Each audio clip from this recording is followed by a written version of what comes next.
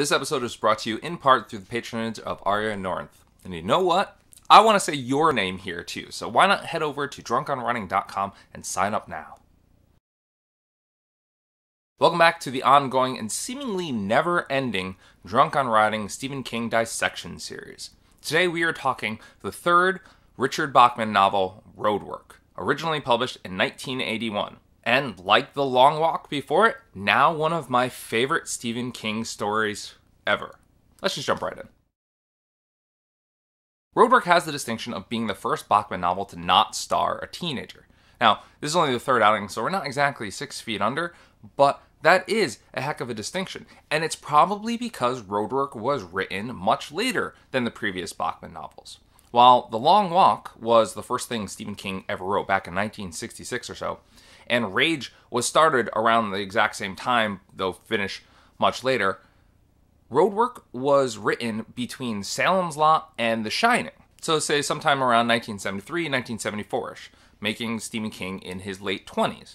At this time, King is a husband, he's a father, and his priorities have shifted. Speaking from a similar perspective, a lot of things changed between, my teenage years and now. Even from the early 20s to my late 20s, things radically shift. And so it makes sense to shift your character's perspective as well, to kind of match what what you see in everyday life. Not to say that Stephen King would stick to this perspective, though that's, a story for another day, but he would revisit his own kind of similar perspective for many books, and, we'll touch on those when we get there. But while the protagonist and the protagonist's perspective might have shifted for this book, there is a theme that I didn't really notice until reading this book, until reading this third Bachman novel, that carries throughout all of the Bachman works. And I haven't read the next one just yet, but based on the movie version, which I have seen, Running Man probably kind of follows suit here, in that all of the main characters for the Bachman novels, they enter this path, right? They enter this journey at the end of which there is nothing left for them. At the end of which there is doom. I think you can see this pretty easily in Rage and The Long Walk, right? Though I think there's something a bit deeper at play with ROADWORK, something that makes it more akin to, say, The Shining than to any of the other Bachman books. Like with The Shining, which was about trying to escape alcoholism, this disease, and eventually succumbing to it, ROADWORK is also about a disease and succumbing to it. In this case, not alcoholism, but depression. And I think my own experiences over the past year have really colored my enjoyment of ROADWORK. Just listen to this little note that King added in the foreword to the Bachman books. I think ROADWORK was an effort to make some sense of my mother's painful death the year before. A lingering cancer had taken her off inch by painful inch. Following this death, I was left both grieving and shaken by the apparent senselessness of it all. If you've been following Drunk on Writing over the past year, you know that my mom had cancer last year, and it was really touch and go for a while. It was this heartbreaking experience, this terrible experience I never want to go through again. I hope nobody goes through again. Unfortunately, cancer is reality we all have to live with. But I was faced with my mom's mortality more than ever before. And honestly, I'm still a little bit screwed up by it. So I can empathize with King in this book. I can empathize with the characters in the book even more so. Following their journey through that grief, through that depression, through that sort of sense of loss, that sense of despair. Because I was there. I felt all of those. There's a great quote within ROADWORK that I think really summarizes this giving in to despair. It's like driving a car in a skid, or fooling yourself that you were driving, and then just taking your hands off the wheel and putting them over your eyes. This book, it might just be the best depiction I've ever read of this kind of collapse. But I think to go further, we're going to have to start diving into the plot. And I want to make one final note before we do that. I want us to add that Stephen King didn't really like ROADWORK all that much. He said this about the book in his foreword to the Bachman collection. I suspect ROADWORK is probably the worst of the lot simply because it tries so hard to be good and to find some answers to the conundrum of human pain. Yeah, his mind seemed to change a bit since he wrote that. You know, he's found this love for ROADWORK that he didn't have before. And I don't know if that's a sense of getting older, of maturing. I don't know. But ROADWORK has become one of his favorites of his early work. And as you might be able to tell, I seem to wholeheartedly agree with him. But I didn't think I would. In fact, I thought I was going to be almost a little bored by this book based entirely on the cover. And yes, I know I should never judge a book by its cover, but sometimes you just can't help it. Thankfully, though, the cover has very, very little to do with. Well, I guess I need to talk about the cover, right? Because it really, like I said, played into my reaction, my enjoyment of this story. Kind of, maybe it lowered my expectations on what to expect, so I just loved the book because of that. I don't know, but the original cover, the one that is in my collection, shows a Robert Redford lookalike kind of guy sporting a rifle and a revolver and sort of, overlooking this standoff at a house with a crane next to it. Frankly, it's kind of badass, right? It is a cool looking cover, but it made me think that what I was going to go into was sort of a man versus the world kind of thriller, like a more grounded, more realistic take on that farm scene from Firestarter that I really happen to like so much. But ROADWORK is not that at all. In fact, the cover really just depicts, sort of depicts the last couple of chapters or so. It's like the last 10 pages, maybe even that. But if that's not what ROADWORK is, so what is this book? Well, as I sort of hinted at already, it's a story of depression, a story of grief, memories, despair. And intermixed, it's a story of highways, of technological change, of rural America, and its reaction to the energy crisis, which maybe a lot of people don't know about, but was kind of a big deal at the time. I think Michael R. Collins, who's written a number of books on Stephen King, none of which I've read just yet, but I will one day. I think he probably described ROADWORK best in an entry he wrote for George Beam's The Stephen King Companion. Collins wrote, "Perhaps the best introduction to ROADWORK is King's own tag quotation, which I should note is right at the start of the novel. I don't know why, you don't know why, most likely God don't know why either. It's just government business, that's all. Man in the Street interview concerning Vietnam, circa 1967. Of course, bringing us back to Vietnam, the ongoing theme of seemingly every single Stephen King story so far, right?" Collins continued, "King's Barton George Dawes, the main character in ROADWORK, is trapped in the same conundrum as the man in the street. Dawes does not know why. Why his son Charlie died of a brain tumor, why he and his wife had no more children, why the government decided to build a freeway extension that would destroy the home where Charlie died, why the ROADWORK would also destroy the Blue Ribbon Laundry where Dawes has worked his entire adult life, why he finds it impossible to look for a new home, even when the government has offered him more than fair market value for the old one, why his ties with his wife and to his marriage are slowly disintegrating, why his whole life, in fact, is disintegrating, why he is disintegrating." What I think really sells this book, what kind of distinguishes it from The Shining, in my opinion, because I didn't really like The Shining very much, as you may remember, I got a lot of flack for that one. But I really enjoyed ROADWORK, and I think a lot of that comes down to Dawes as a character. He's not a guy you're going to envy. He has a rote job. He has really no great friends. His wife's very estranged from him, gets even more estranged throughout the book, and he has a house that it's just like you don't look at it and say, man, I wish I was this guy here, right? But that's okay. For Dawes, this is a good life. It's a stable life. He has what he needs to keep sane. He finds joy in his life, in his house especially. Just listen to this quote. It's a nice street, Fred. A nice neighborhood. Oh, I know how the intellectuals sneer at suburbia. It's not as romantic as the rat-infested tenements of the hale and hearty back to the land stuff. There are no great museums in suburbia, no great forests, no great challenges. But there had been good times.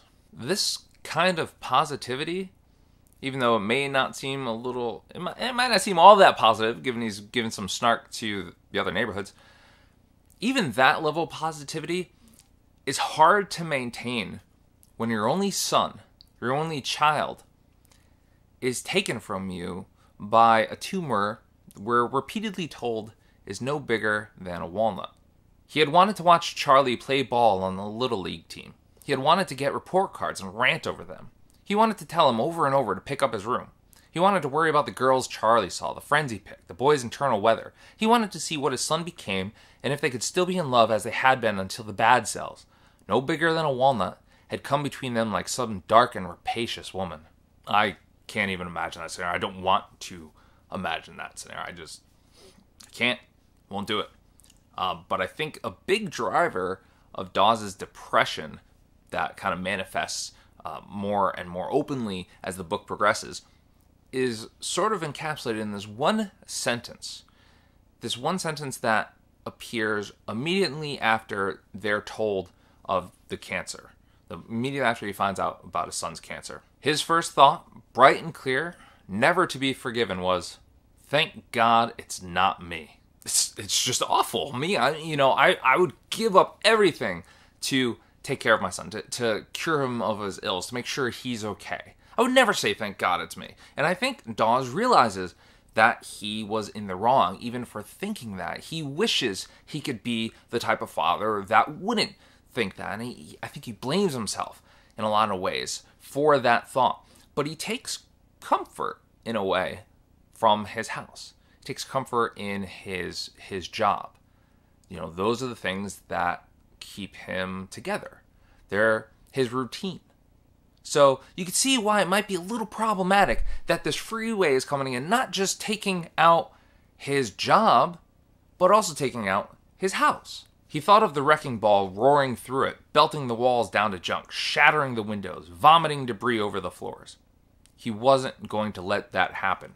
Charlie had crawled on these floors, had taken his first steps in the living room, had once fallen down the front stairs and scared the piss out of his fumbling parents. What does eminent domain mean to someone who's lived in the frigging house for 20 years? Dawes asks later in the book. Made love to their wife there and brought their kid up there and come home to there from trips. I kept thinking that this whole 784 extension business was some kind of nightmare I was going to wake up from.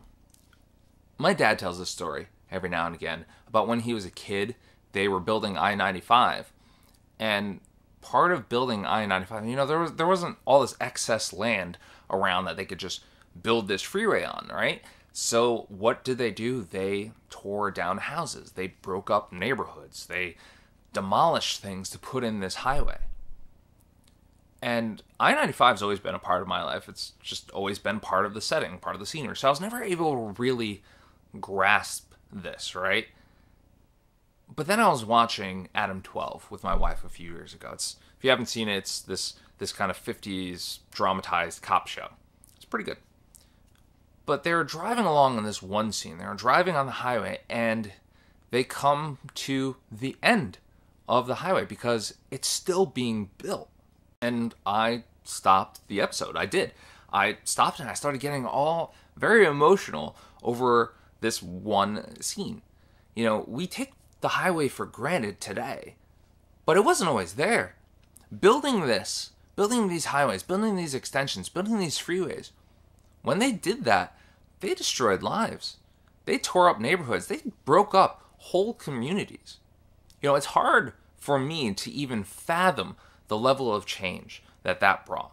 Not just to the neighborhoods even, but to the communities at large. They built these highways so we could get to our jobs, to our cities, just that much faster. And remember, this wasn't even the only change going on at that time. There was political upheaval, there was technological change, there was technological advancements, all sorts of things were going up in smoke and being replaced by new things. Reminds me a lot of nowadays, actually. But, there's this great section in ROADWORK, I think really dives into this kind of concept of change and what it means and its effects on everyday life.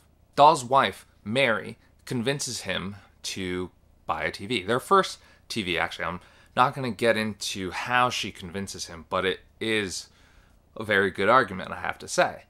And the two of them saving up for their TV, it's super, super cute. I mean, they nickel and dime it, they collect cans together, they get all this stuff together to buy this TV, and they're happy. And they're extremely happy doing this, working together to get this thing that they think is going to change their lives for the better.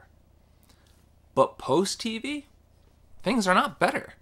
Things are not as cute as they were before. Just check this excerpt, these thoughts from the main character. He looked at her, wondering exactly when he had seen the dare you grin on her lips for the last time. Exactly when the little line between her eyes had begun to be there all the time, like a wrinkle, a scar, a tattoo proclaiming age. And this quote from a little while later. I'll just scream now, I think, for lost things, for your grin, Mary. Pardon me while I just throw back my head and scream for the grin that's never there on your face anymore, okay? The TV completely changes their relationship. It changes Dawes, it changes Mary, it changes everything. Because it's this new kind of interruption in their life. Just to put a period on this point, just take a look at this one final excerpt here. Later that night, he got drunk in spite of all his good intentions, and around 10 o'clock, the familiar, maudlin urge to call Mary rose up in him. He masturbated instead in front of the TV, and came to climax while an announcer was showing incontrovertibly that Anderson hit and held the highest pain relief level of any brand. This concept of difficulty with change, of change making things actually worse, is prevalent throughout the entire book, and it comes in a number of forms. Specifically, it comes in terms of brands, of corporate brands, like that Anderson quote just there, or like this one about Gravy Train. The man in the commercial was saying that Gravy Train, when mixed with warm water, made its own gravy. He asked the audience if it didn't look just like beef stew. To Barton George Dawes, it looked just like a loose bowel movement that somebody had done in a red dog dish. And Exxon. He thought that everyone should have known that evil days were coming when Esso changed its name to Exxon. Esso slipped comfortably out of the mouth like the sound of a man relaxing in a hammock. Exxon sounded like the name of a warlord from the planet Urir. And then there's this nice sort of punctuation to it all when he's confronted about not being able to find a new location for his company's branch. Are you going to tell me I hurt the corporation? I don't think even you are capable of such a lie. After a corporation gets to a certain size, nothing can hurt it. It gets to be an act of God. When things are good, it takes a huge profit. And when times are bad, it just makes a profit. And when things go to hell, it takes a tax deduction. But of course, we knew Dawes had difficulty with change, that he was hurt by change. Because right at the beginning of the book, I think it was in the prologue of the book, right after that quote that I read earlier, when asked about what he thinks of the highway, and Dawes says, I think it's a piece of shit.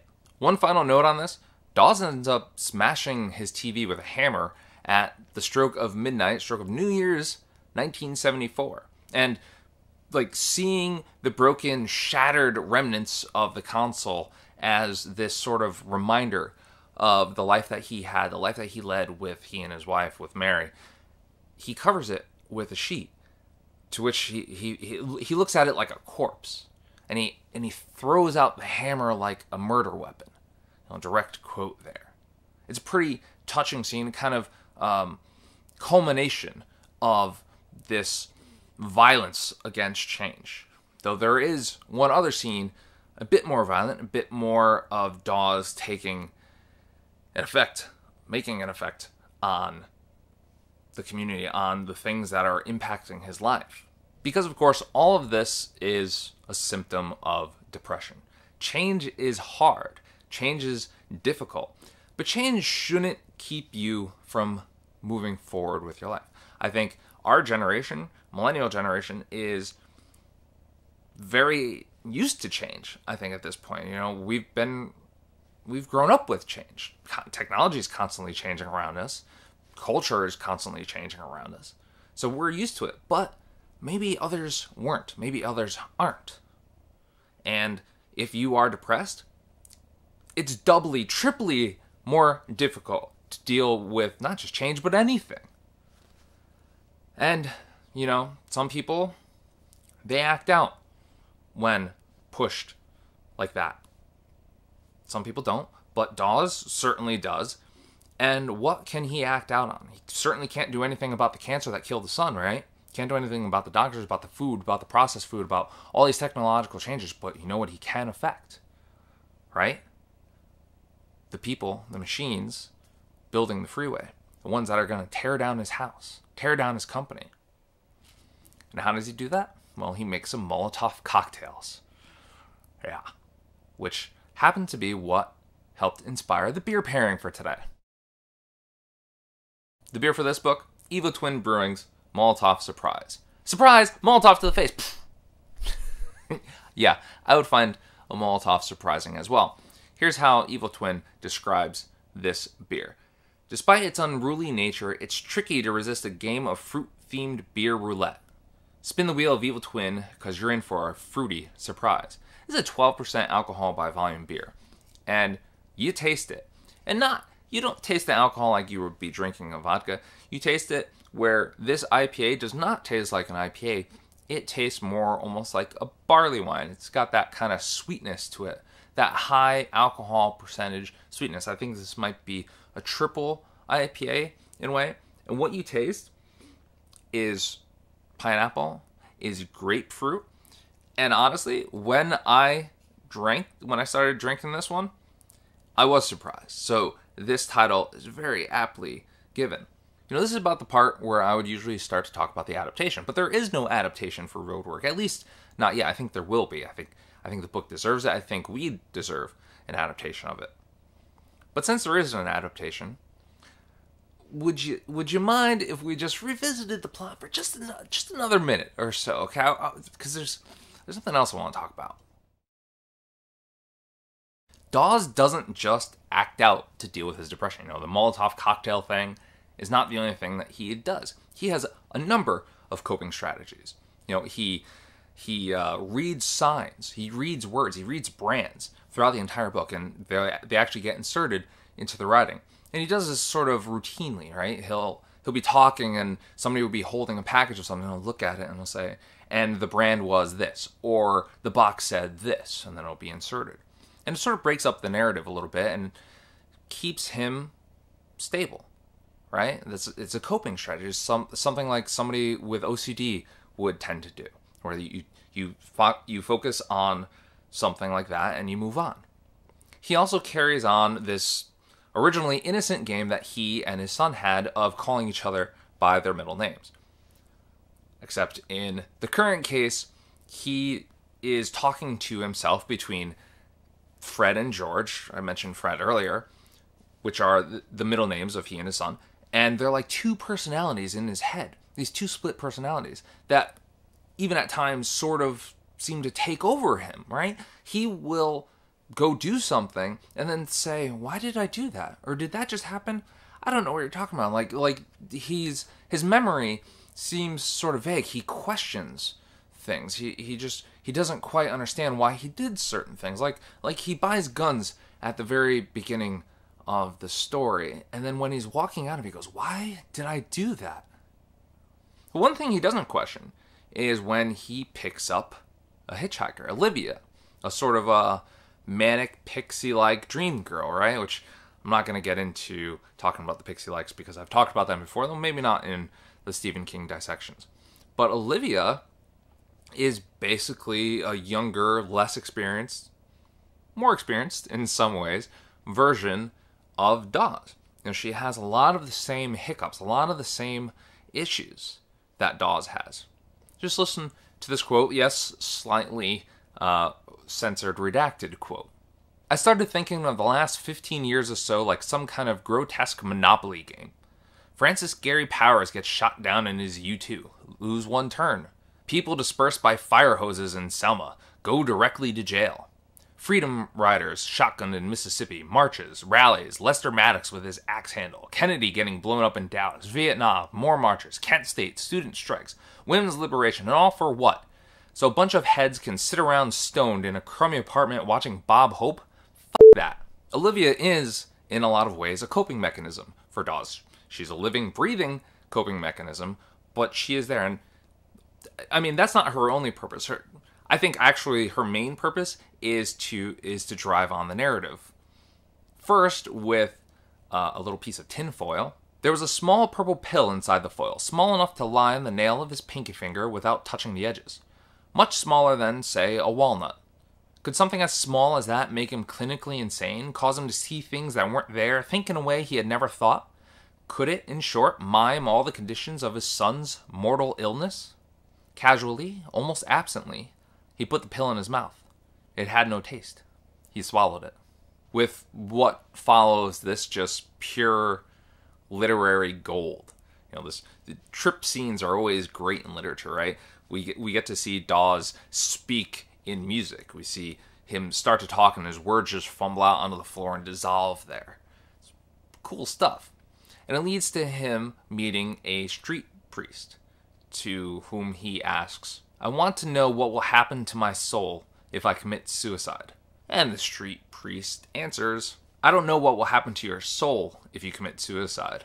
I do, however, know what will happen to your body. It will rot." Which, like anyone in a pit of despair, of depression, when you're at your wit's end, like Dawes is at this point, doesn't make you stop thinking about suicide. Even in his dreams, Bart thought he was awake. And in his dreams, he committed suicide over and over. Burned himself, bludgeoned himself by standing under an anvil and pulling a rope, hanged himself, blew out the stove's pilot lights and then turned on the oven and all 4 burners, shot himself, defenestrated himself, stepped in front of a speeding Greyhound bus, swallowed pills, swallowed vanished toilet bowl disinfectant, stuck a can of Glade Pine Fresh aerosol in his mouth, pushed the button, and inhaled until his head floated off into the sky like a child's balloon. Committed hair-carry while kneeling in a confessional at St. Dom's, confessing self-murder to a dumbfounded young priest even as his guts accordioned out into the bench like beef stew. Performing an act of contrition in a fading, bemused voice as he lay in his blood and the steaming sausages of his intestines. But most vividly, over and over, he saw himself behind the wheel of the LTD, racing the engine a little in the closed garage, taking deep breaths and leafing through a copy of National Geographic, examining pictures of life in Tahiti and Auckland and the Mardi Gras in New Orleans, turning the pages ever more slowly, until the sound of the engine faded to a far-away sweet hum, and the green waters of the South Pacific inundated him in rocking warmth and took him down to a silver fathom. I mean, that's heavy stuff, right? I don't think I can pull any more quotes after that one because I don't think it's really going to be topped. So let me just say that that was like the first way that Olivia affected the plot. The second way she moves the plot forward is they try to use her relationship with Dawes as blackmail to try to get him out of the house, to move out of the house, to take the money and get out of there so they can move on with the freeway, which inevitably sets up the final climatic confrontation, the one that we see on the cover. And so by the novel's end, wherein we get this strange kind of stream of consciousness chapter that really has us diving into Dawes' head more so than even ever before, Dawes' wife has left him, and she seems to be doing much better without him. There's a bunch of great kind of quotes that could be pulled from there. Again, I'm not going to do it. He's dealt with mobsters. He's had affairs. He's blown up construction equipment. You know what? Okay, I'm going to just pull another quote that really kind of sums up everything that he's gone through here. All the changes. He had done things he never would have done otherwise. The trips on the turnpike, as mindless and free as migration. The girl and the sex, the touch of her breasts, so unlike Mary's. Talking with a man who was a crook. Being accepted finally by that man as a serious person. The illegal exhilaration of throwing the gasoline bombs and this dreamy terror like drowning, when it seemed the car would not lurch up over the embankment and carry him away. Deep emotions had been excavated from his dry, middle-echelon executive soul like the relics of a dark religion from an archaeological dig. He knew what it was to be alive. And so in the midst of all this depression, of all this succumbing to his illness, Dawes was able to find some happiness. I think that's pretty cool. I think that's pretty enviable, don't you? King noted in the foreword to the Bachman books that it was around this time that people started connecting the dots, or at least guessing that perhaps King was writing under the pseudonym Richard Bachman. And in ROADWORK, I can really see why they would start to think that. There's mention of a mangler, like the short story of the same name. T.S. Eliot's quote, "The center does not hold," was again used here, and just like it was repeatedly in The Stand. There's another poster of Nixon. What story was it that had the poster of Nixon? Was that The Stand as well? Was it a short story? I can't really remember, but there's one in ROADWORK as well. And most damningly, I'd say, there's the use of "Can you dig it?"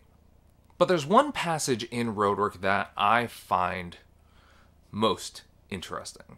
And not because it ties in this book to King's other works, but because it's sort of this self-flagellative commentary, right? This is from Dawes' point of view. "Only one thing that bothers me, and that's a feeling I get from time to time that I'm a character in some bad writer's book, and he's already decided how things are going to turn out and why.